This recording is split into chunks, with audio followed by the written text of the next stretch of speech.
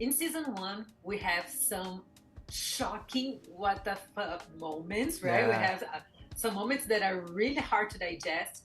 When we talk about season two, which one was the most what the F moment for you? In my opinion, we have three massive moments that when I read them, I went, what the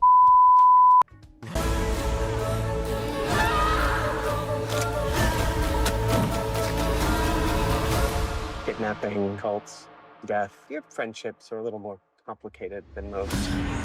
Hi. Hi, Kevin, how are you? I like the beads. This is Oh, nice. thank you Yeah. very much.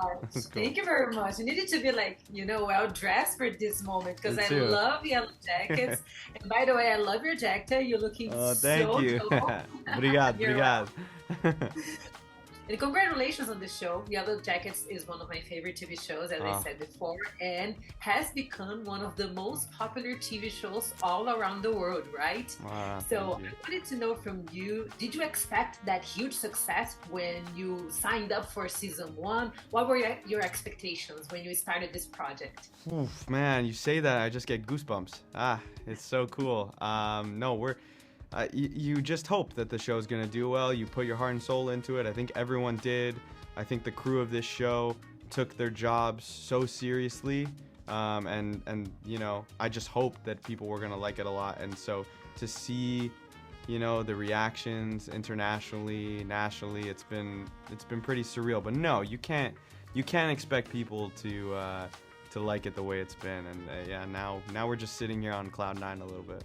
And it's amazing because Yellowjackets is one of those shows that it went out like very like in a soft way. There wasn't like a huge fuss about it, and it grew up on people in such a fast way, right? And I wanted to know how season two pushed the boundaries even further, because season one is like shock after shock, right? Yeah, it's so funny that you say that because it's so shocking, and yet I find that it's such a great slow burn that we're just getting tidbits and tidbits throughout the whole first season, and that's kind of really exciting because the story doesn't feel rushed. The writers don't seem like they're rushing. They're doing such a great job of making sure that these characters are well thought out, that they're communicating, that we're getting an insight into their lives and how they feel. And season two, we're getting into winter.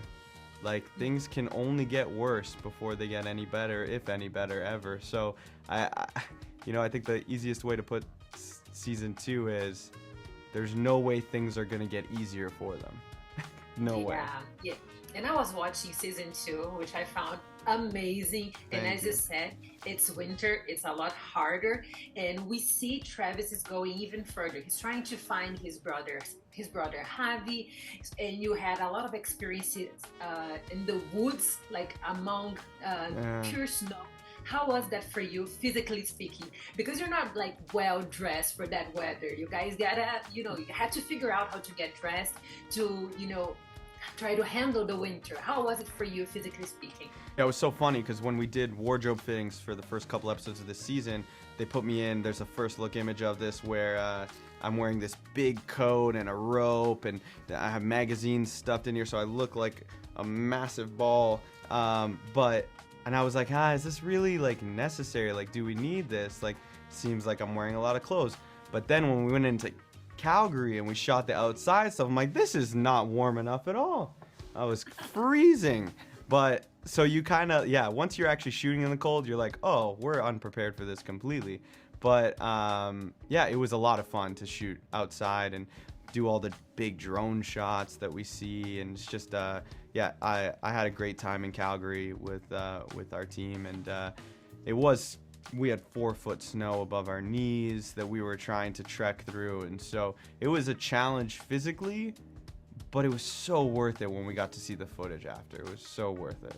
Yeah, and I agree with you. We have such a beautiful cinematography in this season, especially in those wood scenes that we see a lot of snow. It's like We have so many beautiful takes, and in this season we get to understand a little bit more what's going on in Travis's mind, and especially his relationship with Lottie, which we get to know now as an older version, as the contemporary version. I wanted to know from you, what can we expect from Travis in this season?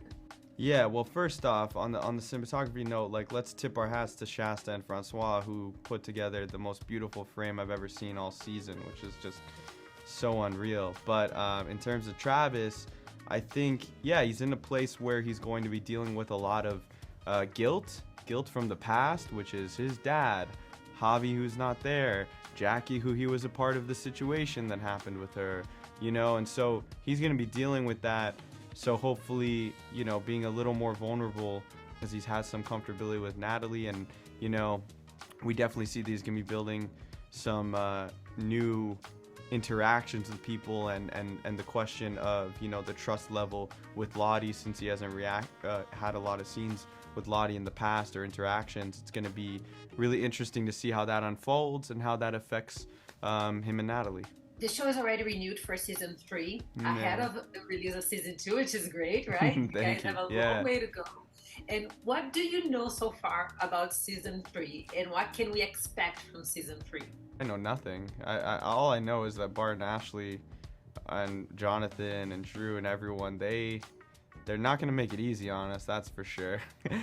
but I'm excited to get back to it. Like, we have the show coming out, I just want to get back to work. Like, I want to do this thing. So it's I have no idea what's gonna happen, but season 2 is going to take a little bit to digest first before we even think about season 3. But when you think about your character in a particular way, what do you want to see him going through in season 3? Obviously, you don't have any spoilers because the scripts are not ready yet. But for you, when you picture your character and you think about all of the paths he could take in season 3, what do you think? What would you like to see him going through in the future? Yeah, what I can totally give you is what, when I read Travis's scenes, especially from season 1 and the end of season 1, what I would tell him, which is what I would hope as a human being he would go through next, is learning to speak about how he feels, not lashing out at everybody, and trying to find some community within the group. I think those would be some things I'd hope that he could start to figure out and get a little better at. And in season 1, we have some shocking what the fuck moments, right? Yeah. We have some moments that are really hard to digest. When we talk about season 2, which one was the most what the F moment for you? You don't have to give any spoilers because we don't want to spoil our readers. In my opinion, we have 3 massive moments that when I read them, I went, what the f-? Yeah, for me specifically, that's how I felt. There's moments every episode, but 3 times where I just had to take a break from reading.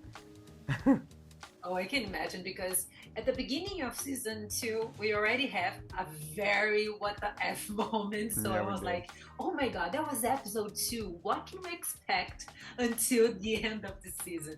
It's so great because Yellowjackets keep surprising us each and every episode, right? Yeah, no, there's always surprises, and even if you know something's gonna happen, the way in which it's going to happen very often is not how you see it as a viewer, what you think's going to come. Even when we read it on a script, then when we shoot it, I go, wow, this is visually what we were thinking. And so it even surprises us who even know the script before we shoot it, because I just think the creative teams that we bring on and the directors that we've had have just kind of hit it out of the park every time. Nós ouvimos a floresta e ela nos ouve. Nós ouvimos a floresta e ela nos ouve. Eu acho que as coisas ainda vão ficar muito piores por aqui. I'm just a girl.